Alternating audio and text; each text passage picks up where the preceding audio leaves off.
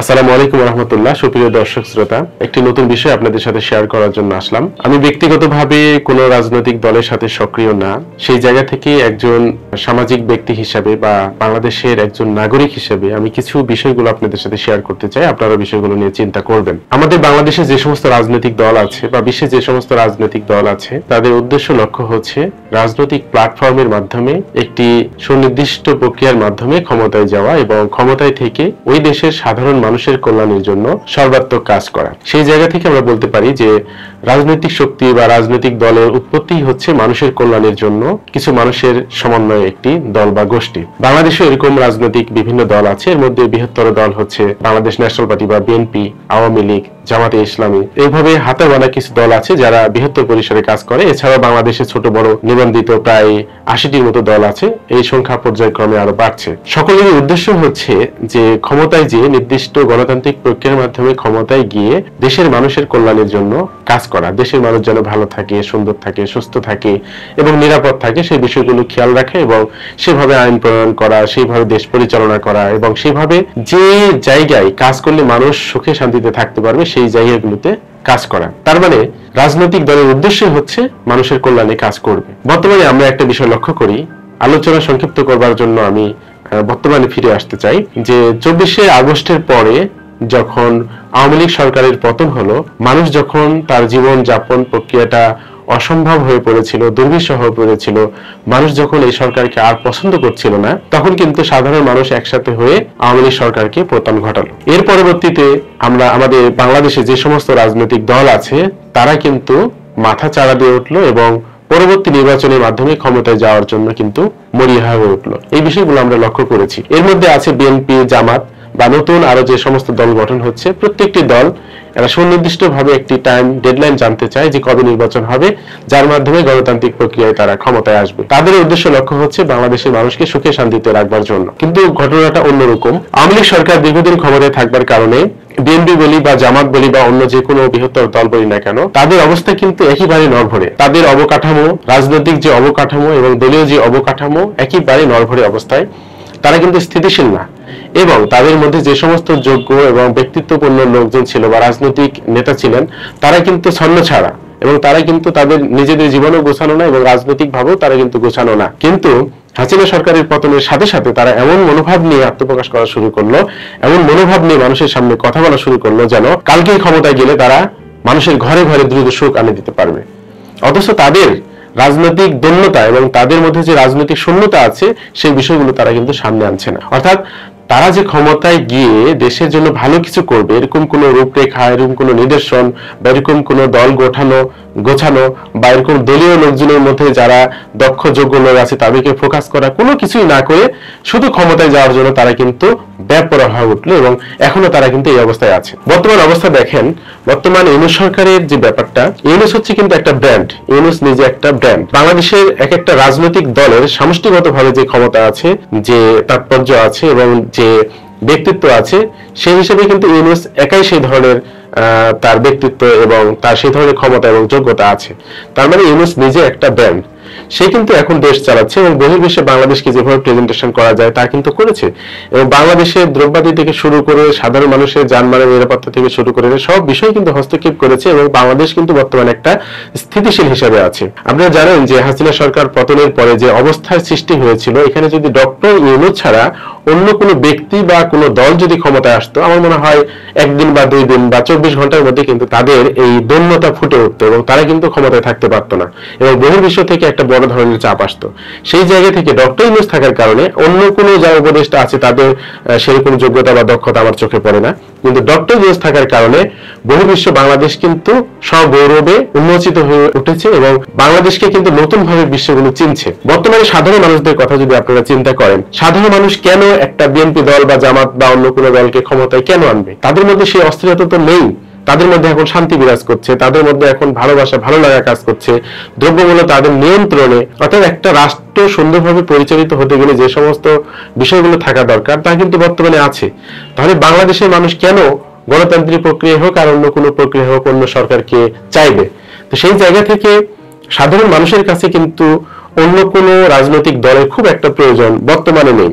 কারণ ডক্টর ইউনূস বাংলাদেশকে সুন্দরভাবে পরিচালনা করছে এবং সাধারণ মানুষ কিন্তু শান্তিতে আছে। তাহলে রাজনৈতিক দলগুলো কি করছে? নতুন রাজনৈতিক দল যে গঠন হলো অথবা পুরাতন যে রাজনৈতিক দলগুলো আছে, তারা বাংলাদেশের মধ্যে একটা অস্থিতিশীল পরিবেশ সৃষ্টি করার জন্য বিভিন্নভাবে কাজ করছে।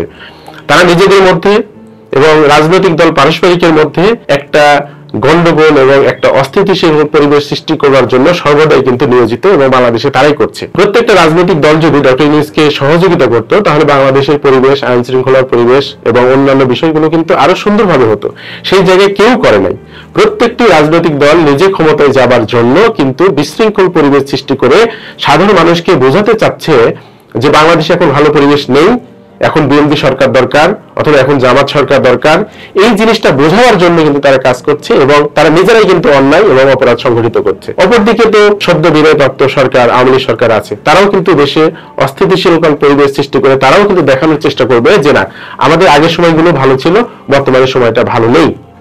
তো এইভাবে যদি আমরা চিন্তা করি, তাহলে যে সমস্ত রাজনৈতিক দল মানুষের কল্যাণে কাজ করবার কথা, তারা কিন্তু কল্যাণে কাজ না করে তাদের নিজেদের স্বার্থে এবং নিজেরাই ক্ষমতায় যাবার জন্য, ক্ষমতায় গিয়ে আবারও শোষণ, আবারও নিপীড়ন, আবারও চাঁদাবাজি, আবারও দলবাজি এবং অন্য মানুষদেরকে নির্যাতন নিষ্পেষণ করে নিজেরা টিকে থাকবার জন্য এবং রাষ্ট্রীয় সম্পদ ভক্ষণ করবার জন্য কিন্তু সবাই মরিয়া হয়ে উঠেছে। এই জায়গায় শুধু আওয়ামী লীগকে দোষ দেওয়া যাবে না, শুধু বিএনপি না, শুধু জামাত না, প্রত্যেকটি রাজনৈতিক দল তাদের উদ্দেশ্য লক্ষ্য কিন্তু একেবারে খারাপ। তারা ক্ষমতায় গিয়ে কিভাবে বাংলাদেশের মানুষকে শোষণ করা যাবে, বাংলাদেশের রাষ্ট্রীয় সম্পদ থেকে শুরু করে সাধারণ মানুষের সম্পদ কিভাবে লুণ্ঠন করা যাবে, সেই চিন্তায় কিন্তু তারা ব্যস্ত আছে। তাছাড়া বাংলাদেশের মানুষ, আমরা যারা সাধারণ নাগরিক, তারা তো আমরা সুখে আছি এবং শান্তিতে আছি বর্তমানে।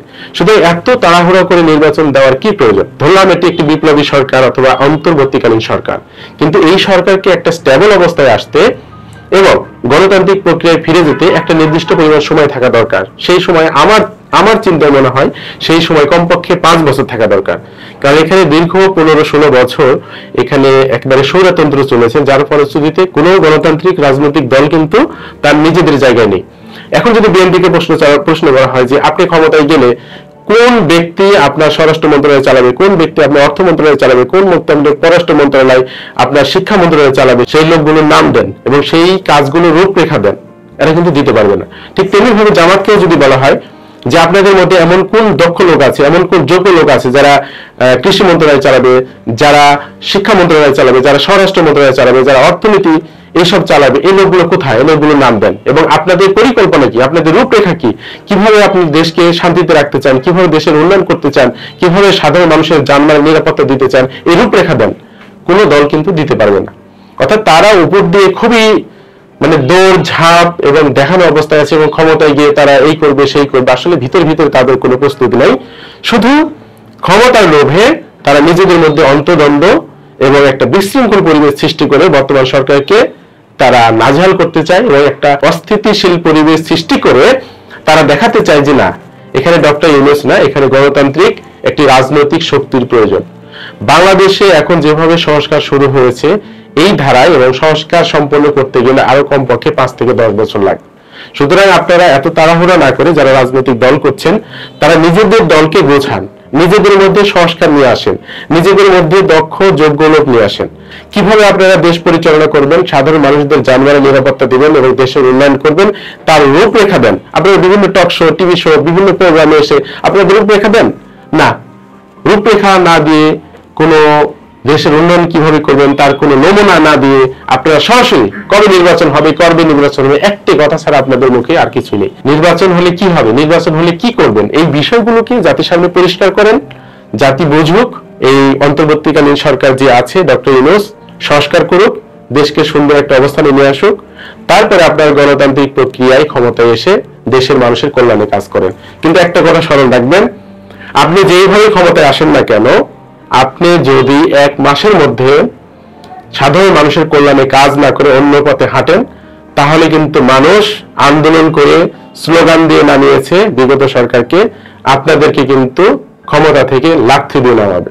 এই বিষয়গুলো মাথায় রেখে নির্বাচন চান, এই বিষয় রেখে সামনে রেখে আপনার আগামী দিনের পথ চলবেন, এই আশাবাদ ব্যক্ত করি। আর সকল রাজনৈতিক দলের প্রতি আমি উদাত্ত আহ্বান জানাই, আমি একজন সাধারণ নাগরিক হিসেবে আপনাদেরকে উদাত্ত আহ্বান জানাই, দেশের কল্যাণে আপনারা কাজ করবেন। দেশের মানুষ যদি এখন ভালো থাকে, কল্যাণে থাকে, আপনার রাজনীতি, আপনার ক্ষমতা আসার কোনো প্রয়োজন নেই। সুতরাং দেশের মানুষ ভালো আছে, ভালো থাকতে দেন। আপনারা ক্ষমতায় গেলে কি ধরনের আরো উন্নত করবেন, মানুষের কল্যাণে কাজ করবেন, তার রূপরেখা জাতির সামনে প্রকাশ করেন। তখন মানুষের সিদ্ধান্ত নেবে যে না, অন্তর্বর্তীকালীন সরকার আর থাকার দরকার নেই, এখন আমাদের এই রাজনৈতিক দল ক্ষমতায় আসা দরকার, সেভাবে মানুষ চিন্তা করবে। তো সবাইকে আবারও ধন্যবাদ জানিয়ে, এবং আমার কথায় কোনো রাজনৈতিক ব্যক্তিত্ব বা রাজনৈতিক দল দুঃখ বা কষ্ট পাবেন না। আমি আপনাদের গঠনমূলক সমালোচনা করলাম, আপনাদের এবং দেশের উন্নয়নের জন্য আমি কথা বললাম। সবাইকে ধন্যবাদ জানিয়ে আমার কথা শেষ করছি। আসসালামু আলাইকুম ওয়া রাহমাতুল্লাহি ওয়া বারাকাতুহু।